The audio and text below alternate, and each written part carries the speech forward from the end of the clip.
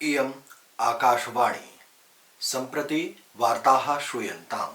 प्रवाचकः पुनीत त्रिपाठी।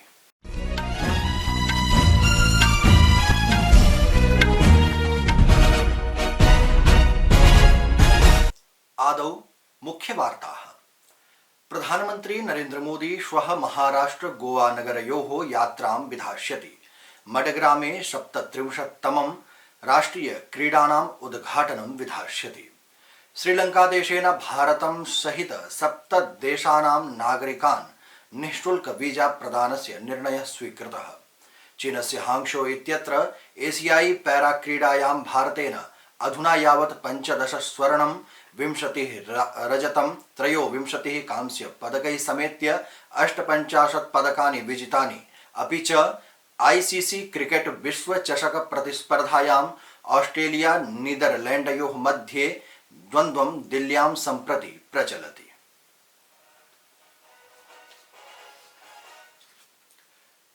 अथ वार्ताः विस्तरेण। प्रधानमन्त्री नरेन्द्र मोदी श्वः महाराष्ट्र गोवा नगरयोः यात्रां विधास्यति।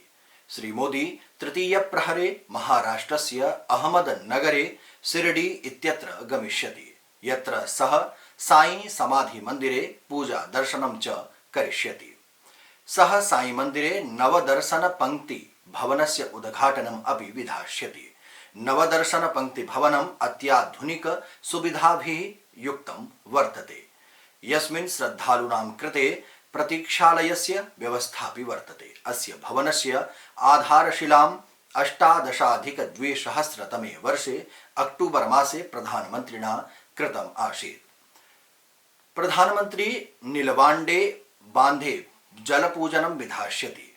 बन्धेन सम्बद्धाः कुल्याजालस्य लोकार्पणं करिष्यति। सः शिरडी इत्यत्र 75 अरब रूप्यकात्मकी विभिन्न विकास परियोजनानां लोकार्पणं करिष्यति। आधारशिलापि संस्थापयिष्यति। एताः परियोजनाः स्वास्थ्य, रेल, मार्ग, तैल, वातीन्धनेन सम्बद्धाः सन्ति। प्रधानमन्त्री नमो शेतकारी महासम्मान निधि योजनायाः शुभारम्भं करिष्यति। अनेन महाराष्ट्रे प्रधानमन्त्री किसान सम्मान निधेः 86 लक्षाधिक लाभार्थिनां लाभं भविष्यति।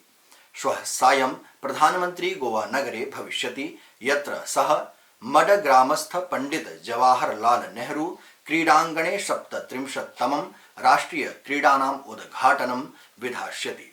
सः अस्मिन् अवसरे क्रीडकान् अपि सम्बोधयिष्यति। राष्ट्रिय क्रीडानाम् आयोजनं गोवायां प्रथमं वारम् आयोजयिष्यते। क्रीडा कार्यक्रमः 26 अक्टूबरात् आरभ्य 9 नवम्बरं यावत् आयोक्ष्यते। श्रीलंकादेशेन एकं प्रायोगिक परियोजनायाः अंशानुरूपे भारतं सहितं 7 देशानां नागरिकान् निःशुल्क वीजा प्रदानस्य निर्णयः स्वीकृतः।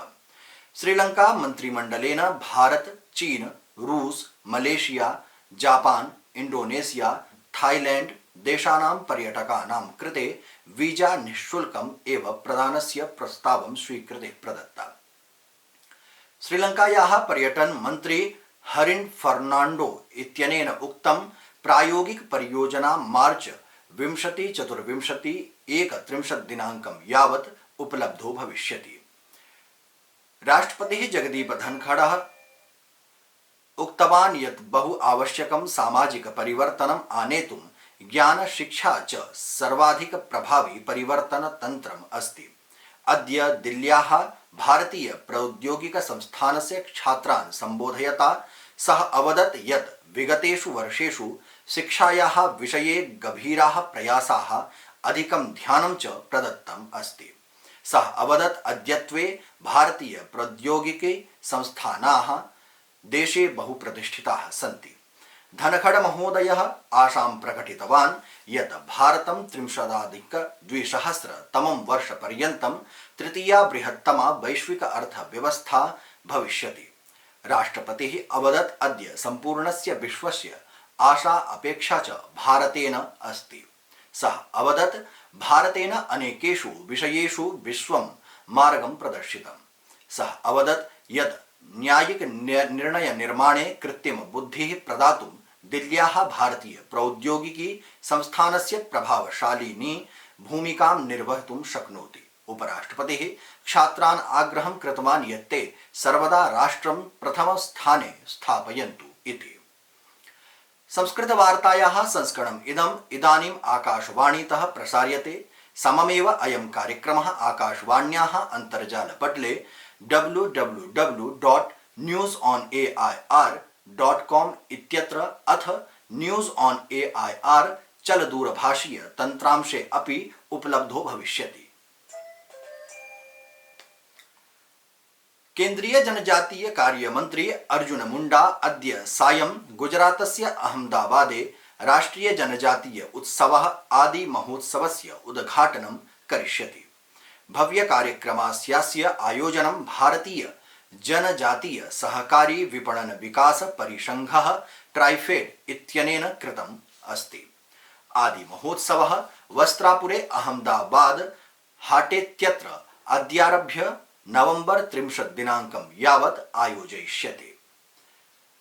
बंगखान्त्योपरि ह्यूमन इत्याख्यः तीव्र झंझावातः प्रतिहोरा 17 किलोमीटर परिमितात् वेगेन प्रायः उत्तरपूर्वी दिशि गत्वा दुर्बलम् अभवत्।